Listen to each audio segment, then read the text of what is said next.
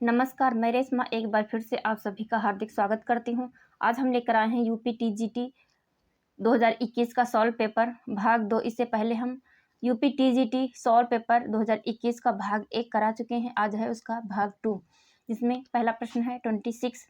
प्रश्नोत्तर नंबर है 26। मनुष्य का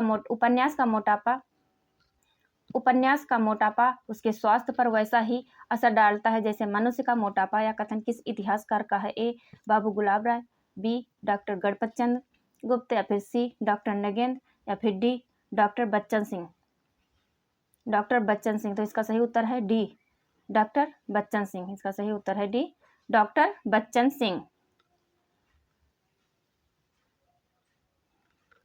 प्रश्न 27। अंतड़ियों में बल पड़ना। अंतड़ियों में बल पड़ना मुहावरे का अर्थ है आंतों की बीमारी हो जाना, हंसते हंसते पेट में पीड़ा हो जाना, पेट में आंतों का न होना, पेट में आंतों का न होना, फिर डी मन में किसी प्रकार की शंका को होना। तो इसका सही उत्तर है बी। इसका सही उत्तर है बी, हंसते हंसते पेट में पीड़ा हो जाना। हंसते हंसते पेट में पीड़ा हो जाना। प्रश्न 28। प्रश्न 28। शयन में संधि है। ए अयादि संधि, बी यड़ संधि, यड़ स्वर संधि, या फिर सी गुण स्वर संधि, या फिर डी वृद्धि स्वर संधि। तो इसका सही उत्तर है ए अयादि संधि। स्वर शयन में संधि है अयादि स्वर संधि। इसका संधि विच्छेद होगा से प्लस अन, से प्लस अन, से प्लस अन।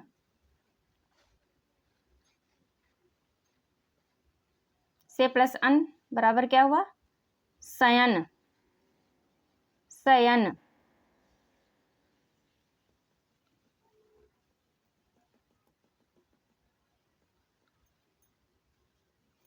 शयन। यड़ संधि, यड़ संधि का उदाहरण है।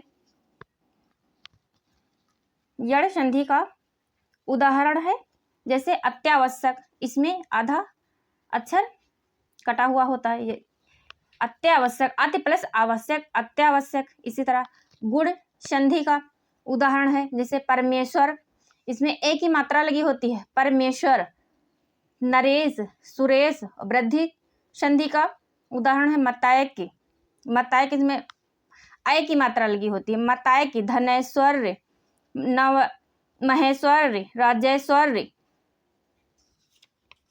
इसका सही उत्तर है ए अयादि स्वर संधि। शयन में संधि है तो इसमें अयादि स्वर संधि है। प्रश्न 29। प्रश्न 29 है कलचुरी राजवंश की साता नायिकाओं के नक्सिक वर्णन से संबंधित ग्रंथ है। कलचुरी राजवंश की साता नायिकाओं से नक्सिक वर्णन से संबंधित ग्रंथ है। तो ए उक्ति व्यक्ति प्रकरण, बी राउर बेर, या फिर सी कोलय माला कथा, या फिर डी वर्ण रत्नाकर। तो इसका सही उत्तर है बी वर्ण राउर बेर। इसका सही उत्तर है बी राउर बेर। कलचुरी राजवंश की साता नायिकाओं के नक्सिक वर्णन से संबंधित ग्रंथ है राउर बेर। प्रश्न 30। प्रश्न 30 है झोपड़ी से राजभवन किस साहित्यकार की आत्मकथा है? झोपड़ी से राजभवन, झोपड़ी से राजभवन किस साहित्यकार की आत्मकथा है? ए शिवराज सिंह बेचैन, बी माता प्रसाद, या फिर सी सोहनलाल सुमनाक्षर, या फिर डी हरपाल सिंह। तो इसका सही उत्तर है बी माता प्रसाद। इसका सही उत्तर है बी माता प्रसाद। झोपड़ी से राजभवन आत्मकथा किसकी है? तो यह माता प्रसाद की आत्मकथा है। प्रश्न 31। प्रश्न 31 है ज्ञानचंद जैन कृत कथा शेष शीर्षक जीवनी किससे संबंधित है? ज्ञानचंद जैन कृत कथा शेष शीर्षक जीवनी किससे संबंधित है? ए जैनेन्द्र कुमार, बी अमृतलाल नागर, फिर सी यश पाल, या फिर डी उषा प्रेमोदा। तो इसका सही उत्तर है बी इसका सही उत्तर है बी, अमृतलाल नागर। अमृतलाल नागर ज्ञानचंद जैन कृत कथा शेष शीर्षक जीवनी किससे संबंधित है? तो यह अमृतलाल नागर से संबंधित है। प्रश्न 32, सूरदास का प्रेम पक्ष, सूरदास का प्रेम पक्ष लोक में न्यारा है। सूरदास का प्रेम पक्ष लोक में न्यारा है, यह कथन किस विद्वान का है? ए, आचार्य रामचंद्र शुक्ल, बी, हजारी प्रसाद द्विवेदी, या फिर डी, डॉक्टर राम कुमार वर्मा, या फिर सी, राम कुमार वर्मा, या फिर डी, डॉक्टर बच्चन सिंह। तो इसका सही उत्तर है ए, रामचंद्र शुक्ल। इसका सही उत्तर है ए, आचार्य रामचंद्र शुक्ल। सूरदास का प्रेम पक्ष लोक में न्यारा है, यह कथन किस विद्वान का है? तो यह कथन आचार्य रामचंद्र शुक्ल का है। यह कथन आचार्य रामचंद्र शुक्ल का है। प्रश्न 33 है, एक ही कथा नायक चेतन जो कि उपेंद्र नाथ अस के कई उपन्यासों का केंद्रीय पात्र है, उसके किस उपन्यास का नायक चेतन नहीं है? एक ही कथा नायक चेतन उपेंद्र नाथ अस के कई उपन्यासों का केंद्रीय पात्र है, उनके किस उपन्यास का नायक चेतन नहीं है? ए, गिरती दीवारें, शहर में घूमता आईना, सी, गर्म राख, फिर डी, एक नन्ही कंदील। तो इसका सही उत्तर है सी, नई गर्म राख। इसका सही उत्तर है सी, गर्म राख। गर्म राख का नायक चेतन नहीं है।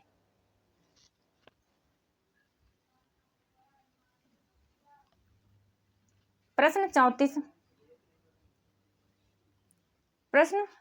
है, वह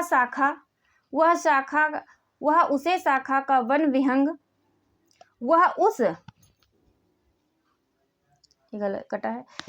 उस शाखा का वन विहंग उड़ गया मुक्त नभ निस्तरंग। पंक्तियां किस छायावादी कवि की हैं? वह उस शाखा का वन विहंग उड़ गया मुक्त नभ निस्तरंग। पंक्तियां किस छायावादी कवि की हैं? ए, जयशंकर प्रसाद, बी, सुमित्रानंदन पंत, सी, महादेवी वर्मा, या फिर डी, सूर्यकांत त्रिपाठी निराला। तो इसका सही उत्तर है डी, सूर्यकांत त्रिपाठी निराला। सूर्यकांत त्रिपाठी निराला, इसका सही उत्तर है डी, सूर्यकांत त्रिपाठी निराला। प्रश्न 35, हिंदवी शब्द का प्रयोग किस इतिहासकार ने किया है? हिंदवी शब्द का प्रयोग किस इतिहासकार ने किया है? ए, Ramchandra Shukla, B, Ibn Battuta, सी, अबू सईद, या फिर डी, बदायूनी। हिंदवी शब्द का सर्वप्रथम प्रयोग, हिंदवी शब्द का प्रथम प्रयोग किस इतिहासकार ने किया है? तो इसका सही उत्तर है सी, अबू सईद ने किया है। हिंदवी शब्द का प्रयोग अबू सईद ने किया है। प्रश्न 36 है, विलोम की दृष्टि से असंगत युग्म, विलोम की दृष्टि से असंगत युग्म कौन सा है? ए, अज्ञ विज्ञ, अद्यतन पुरातन, अजय विजय, अर्वाचीन या नवीन। तो इसका सही उत्तर है डी, अर्वाचीन और नवीन। इसका सही उत्तर है डी, अर्वाचीन और नवीन। अर्वाचीन का विलोम होगा प्राचीन, प्राचीन और अर्वाचीन। अर्वाचीन और नवीन ये तो एक ही शब्द है। अजय का विजय होगा, अद्यतन का पुरातन होगा, अज्ञ का विज्ञ होगा। तो इसका विलोम की दृष्टि से असंगत युग्म है, तो इसका सही उत्तर है डी, अर्वाचीन और नवीन।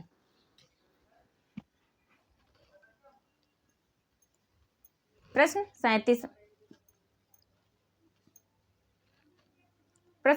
है, संस्कृत के किस ग्रंथ का आरंभ श्री शब्द से? संस्कृत के किस ग्रंथ का आरंभ श्री शब्द से तथा समापन लक्ष्मी शब्द से हुआ है? ए, रघुवंशम, बी, शिशुपाल वधम, या फिर सी, ए, रघुवंशम, बी, शिशुपाल वधम, सी, किरातार्जुनियम, डी, कुमार संभवम। तो इसका सही उत्तर है सी, किरातार्जुनियम।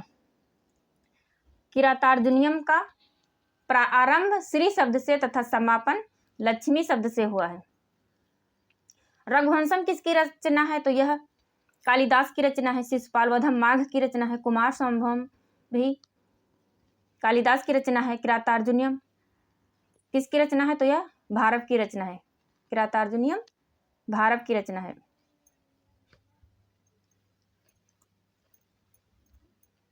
पार्श्वनाथ चरित के लेखक?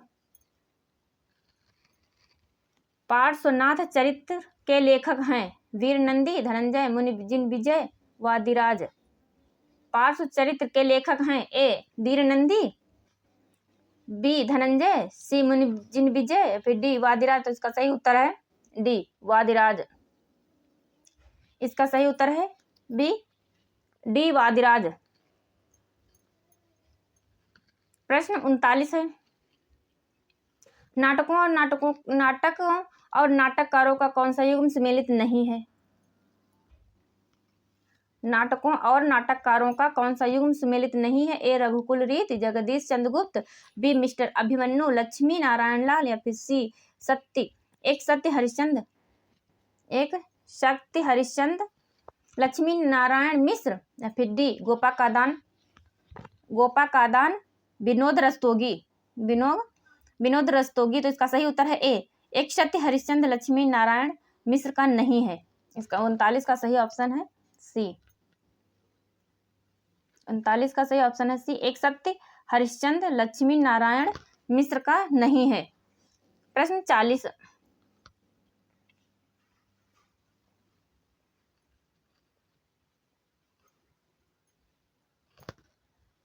प्रश्न 40 है, उनकी आलोचना की प्रमुख विशेषता उनकी अनाबिल दृष्टि और निर्मल विवेचन है। यह कथन किस आलोचक के प्रति है? ए रामचंद्र शुक्ल, बी विश्वनाथ प्रसाद मिश्र, या फिर सी महावीर प्रसाद द्विवेदी, या फिर डी नामवर सिंह। तो इसका सही उत्तर है बी विश्वनाथ प्रसाद द्विवेदी।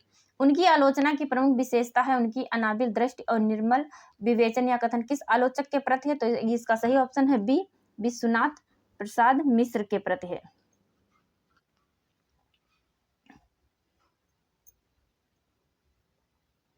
प्रश्न 41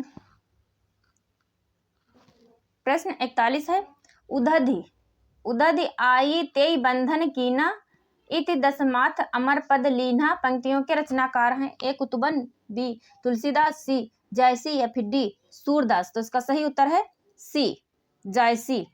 उदधि आई तेई बंधन कीना इति दसमाथ अमर पद लीना। पंक्तियों के रचनाकार हैं मलिक मोहम्मद जायसी। इसका सही ऑप्शन है सी मलिक मोहम्मद जायसी। प्रश्न 42 है, हिंदी नई चाल में ढली 1873 ईस्वी में भारतेंदु हरिश्चंद्र ने इसे किस पुस्तक में अंकित किया था? ए कालचक्र, बी विद्या सुंदर, या फिर सी नील देवी, या फिर डी भारत दुर्दशा। तो इसका सही उत्तर है ए कालचक्र। हिंदी नई चाल में ढली 1873 ईस्वी में भारतेंदु हरिश्चंद्र ने इसे कालचक्र पुस्तक में अंकित किया था। प्रश्न 43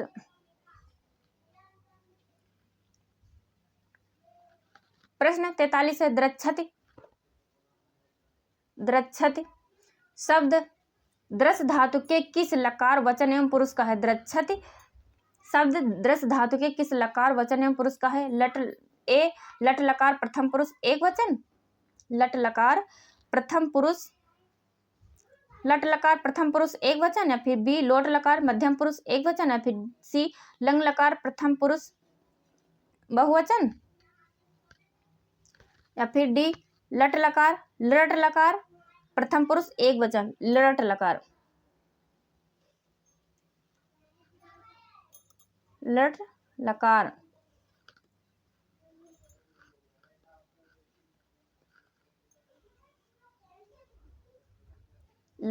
लकार। तो इसका सही ऑप्शन है डी। लट लकार प्रथम पुरुष एक वचन का है।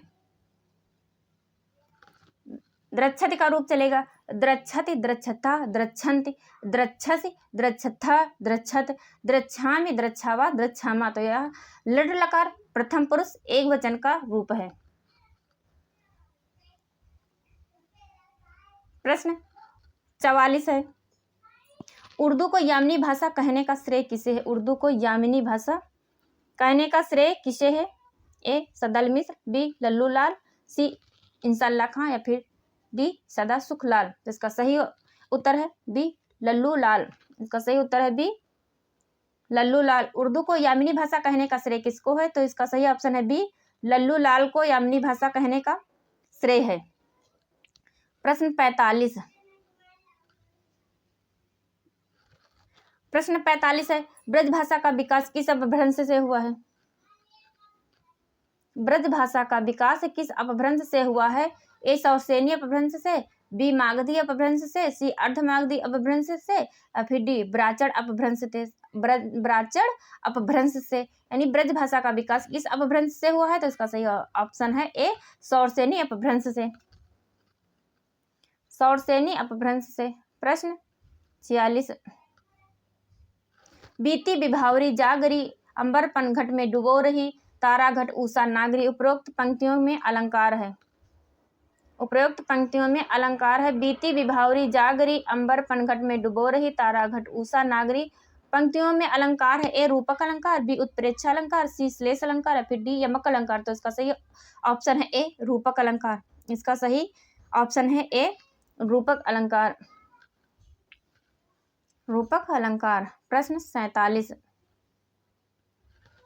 निम्नलिखित में से रचना और रचनाकारों के असंगत युग्म का चयन कीजिए। असंगत युग्म का चयन कीजिए। हे मेरी तुम केदारनाथ अग्रवाल। हे मेरी तुम केदारनाथ अग्रवाल फूल नाम है एक अत्रिलोचन। नीली रेखा तक भवानी प्रसाद मिश्र। लोग भूल गए शमशेर बहादुर। तो इसका सही ऑप्शन है डी लोग भूल गए शमशेर बहादुर।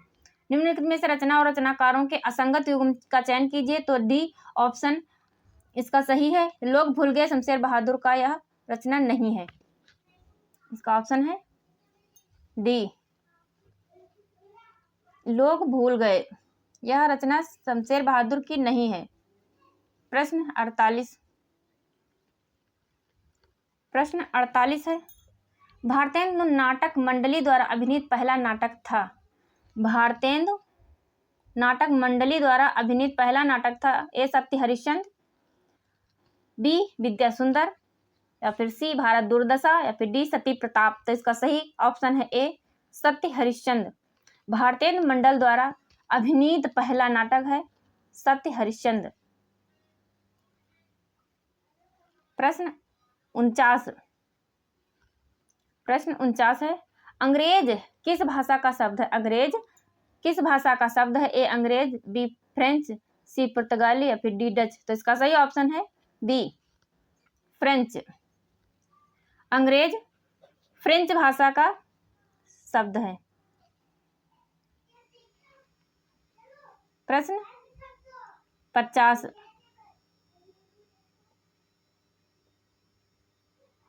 प्रश्न 50 है, समस्त पृथ्वी से संबंध रखने वाला। प्रश्न नंबर 50 है, समस्त पृथ्वी से संबंध रखने वाला के लिए एक शब्द होगा। के लिए एक शब्द होगा। समस्त पृथ्वी से संबंध रखने वाला के लिए एक शब्द होगा। ये सार्वकालिक, बी सार्वदैशिक, या फिर सी सार्वभौमिक, या फिर डी सार्वजनीय। तो इसका सही उत्तर है सी सार्वभौमिक। समस्त पृथ्वी से संबंध रखने वाला के लिए एक शब्द है सार्वभौमिक, यानी संपूर्ण पृथ्वी से संबंध रखने वाला सार्वभौमिक कहलाता है। तो आज की हमारी सीरीज यहीं तक। उम्मीद करती हूँ कि आप लोगों को हमारे प्रश्नों का संकलन अच्छा लगा होगा और आप इसे फुल वॉच करिए। फिर मिलते हैं नेक्स्ट टॉपिक के साथ नेक्स्ट वीडियो में। तब तक देखते रहिए आप लोग हमारे इस सीरीज को। Thank you.